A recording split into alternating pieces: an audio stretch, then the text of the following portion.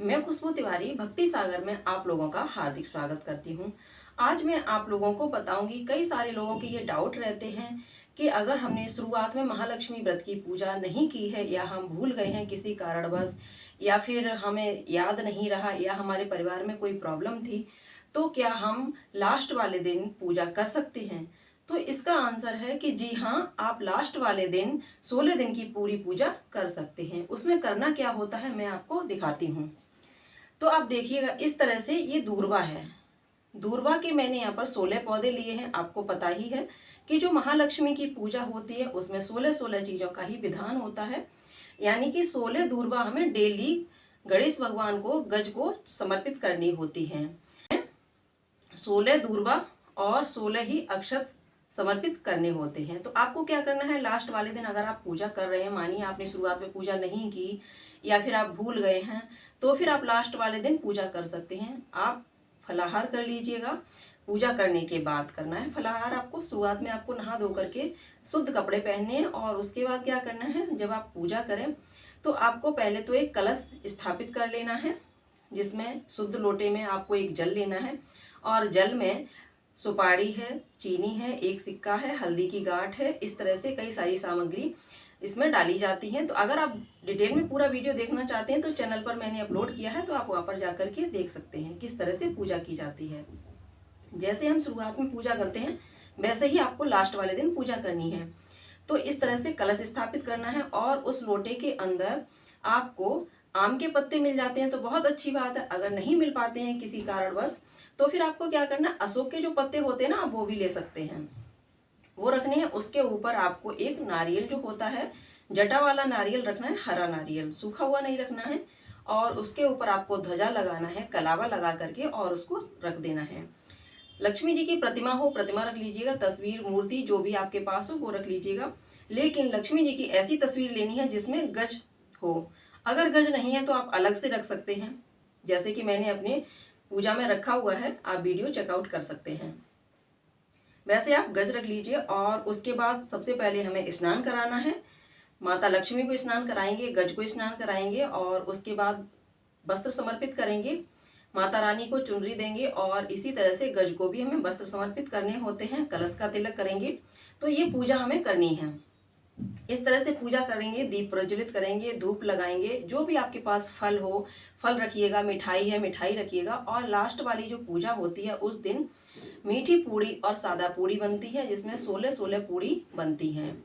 इसमें क्या होता है, 8 मीठी और 8 जो सादा पूड़ी होती है वो हमें दान करनी होती है, और जो बचती हैं 8 पूड़ी सादा और 8 पूड़ी मीठी वाली, तो वो क्या होता है, वो प्रसाद रूप में हमें घर में बांट करके और खुद भी ग्रहण करना होता है।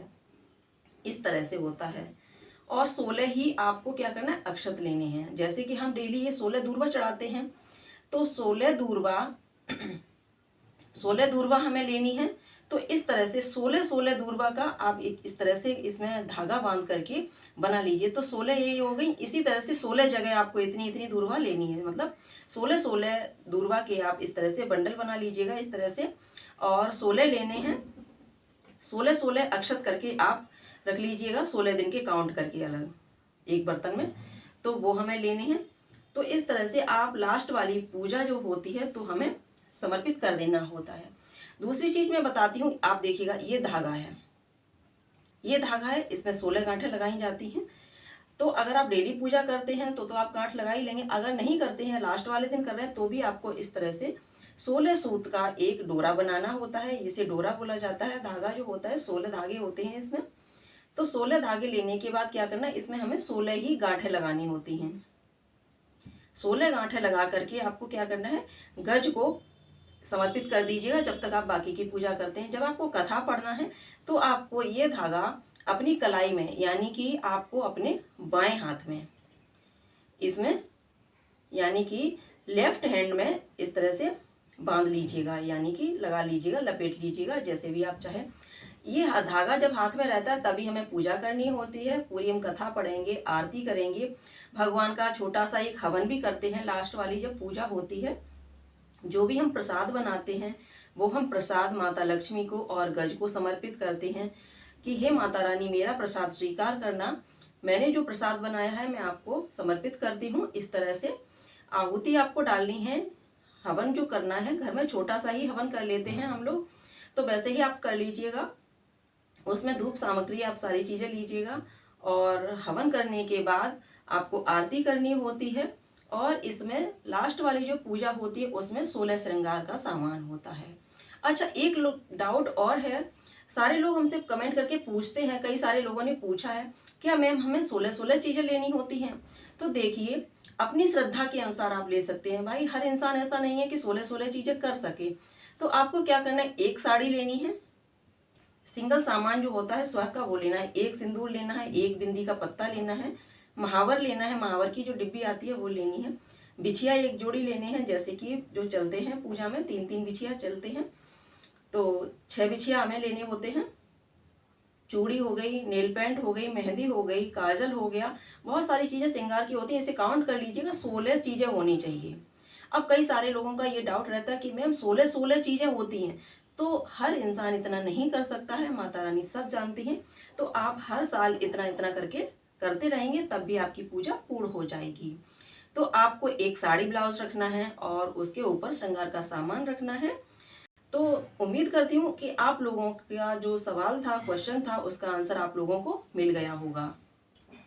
तो इस तरह से करना होता है। 16 दूर्वा के हमें इस तरह से बंडल बना करके रख लेने होते हैं। 16 चावल आप काउंट करके एक प्लेट में रख लीजिएगा, तो उसे भी आप एक प्लेट में रख लीजिएगा और उससे पूजा कर सकते हैं। दीपक जलाना होता है, 16 दिए होते हैं। लास्ट वाली जो पूजा होती है उसमें 16 दीपक जलाए जाते हैं।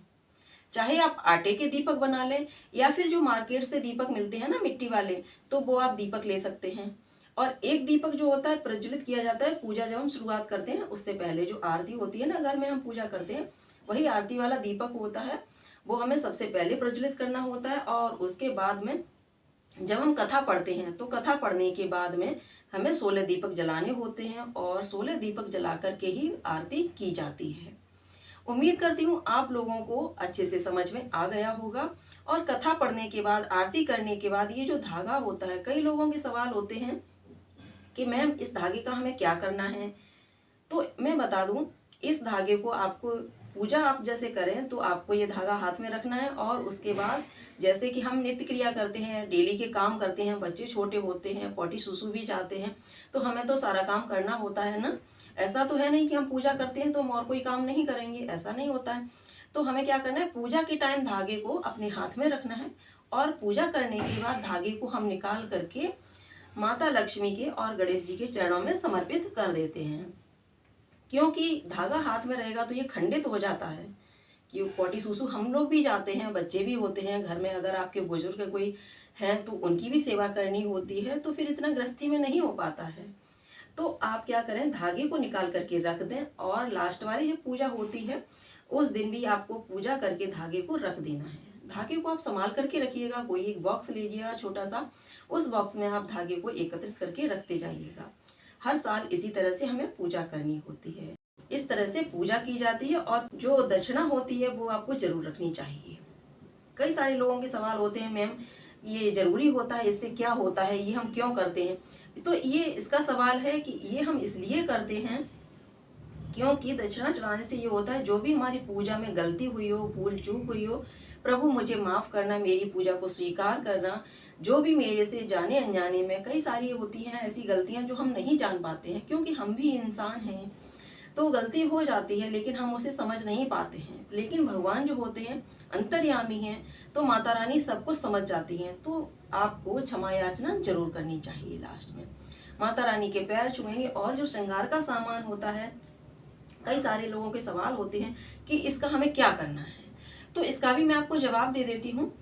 इसका आपको या तो आपके घर में आपकी सासू माँ है तो उन्हें दान करना है, अगर नहीं है तो आपके घर में ननद है, जिठानी है, तो आप उन्हें दीजिएगा। यानी कि अपने घर में बड़े बुजुर्ग जो होते हैं उन्हें दिया जाता है। बड़े लोग जो होते हैं जिनका पद ऊंचा होता है थोड़ा सा, तो उन्हें दिया जाता है। और उसके बाद क्या करना होता है, अगर नहीं है तो आप किसी मंदिर में दान कर सकते हैं। तो इसका आंसर ये रहा। उम्मीद करती हूँ कि आपको वीडियो जरूर पसंद आया होगा। अगर आपको मेरी सारी बातें पसंद आई हैं, समझ में आया है सब कुछ, तो वीडियो को ज़्यादा से ज़्यादा लाइक कीजिएगा, ज़्यादा से ज़्यादा शेयर कीजिएगा, चैनल पर अगर आप पहली बार देख रहे हैं तो चैनल को सब्सक्राइब करके मुझे सपोर्ट जरूर कीजिएगा। तो सभी लोग मिलकर बोलेंगे एक बार, माता महालक्ष्मी की जय।